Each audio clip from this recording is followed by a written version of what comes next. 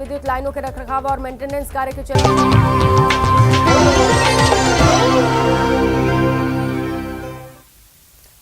Break के बाद आप सभी का बहुत बहुत स्वागत है। कोटा से खबर है जहां पर 3 स्टूडेंट्स की सुसाइड की सनसनी थमने लगी है।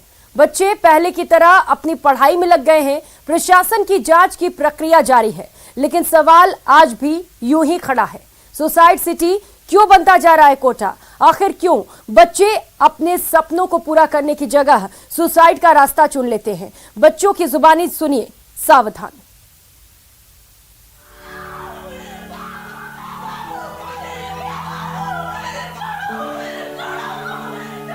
बिहार के 2 छात्रों ने एक के बाद एक सुसाइड किया। एक ही कोचिंग संस्थान में पढ़ाई करते थे, एक ही हॉस्टल में रहते थे। अभी तक की इन्वेस्टिगेशन में जो चीज सामने आई है वो आई है पढ़ाई का दबाव। पढ़ाई के दबाव के चलते छात्रों ने सुसाइड किया। इतने हाई स्कोर देख के उनको लगता है कि हमसे हो पाएगा नहीं हो पाएगा, उसके चक्कर में उनको बहुत मानसिक तनाव भी होते हैं। उड़ान के सपने, स्ट्रेस का ग्रहण। मेरे अकॉर्डिंग स्ट्रेस सबसे ज़्यादा होता है कंपटीशन का, क्योंकि जब हम लोग अपने घर पे होते हैं तो वहाँ हम इतनी ज़्यादा कंपटीशन नहीं होती जितनी ज़्यादा हमें कोटा आने के बाद देखने को मिलती है। यहाँ पे मोस्टली सब हर जगह के टॉपर्स होते हैं, उन्हें देख के ऐसा लगता है कि नहीं हमें भी इनसे कम, मतलब बेसिकली हम लोग एक दूसरे को कंपेयर करने लगते हैं। ये भूल जाते हैं कि हमारी कैपेसिटी शायद कम है या उनकी कैपेसिटी थोड़ी ज़्यादा है नॉर्मल से। सपनों के शहर में सुसाइड का साया।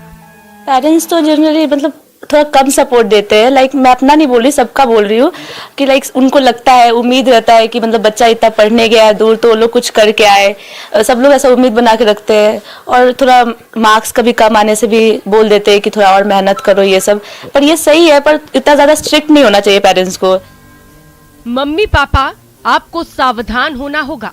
बच्चों के जरिए अपने अधूरे सपने को पूरा करने की ख्वाहिश छोड़नी होगी, क्योंकि घर से दूर ऊंची उड़ान के सपने देखने कोटा आए आपके बच्चे स्ट्रेस का शिकार हो रहे हैं।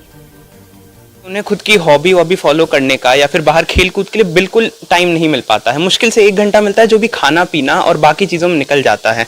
और बहुत सारे छात्र ऐसे भी होते हैं जिनके ऊपर घर वालों की तरफ से बहुत तनाव रहता है। मेरे केस में तो ऐसा नहीं है, पर बहुत सारे छात्रों के ऊपर घर वालों से इतना तनाव आ जाता है कि उन्हें ऐसा बड़ा कदम भी उठाना पड़ जाता है। कोटा यानी कोचिंग सिटी, जहां देश भर से बच्चे इंजीनियरिंग और मेडिकल में अपना कैरियर बनाने आते हैं, लेकिन एक साथ 3 स्टूडेंट्स की सुसाइड से कई सवाल उठे, तो बच्चों ने ही उनके जवाब भी दे दिए। जितना पढ़ाई का होता है बाकी सारा मिला के उतना ही होता है, 50-50% रहता है। क्योंकि 10th के बाद जो 10th में तो लिमिटेड सिलेबस रहता है, 11th में बहुत ज़्यादा वास्ट हो जाता है एकदम से ही, तो उसका एकदम से झटका पड़ता है स्टूडेंट्स के ऊपर। जैसे हमको भी पढ़ा था, मैं 11th में हूँ तो मुझको भी झटका पड़ा था, लेकिन मैंने कोप अप कर लिया, मैंने पढ़ाई रेगुलर करती रही।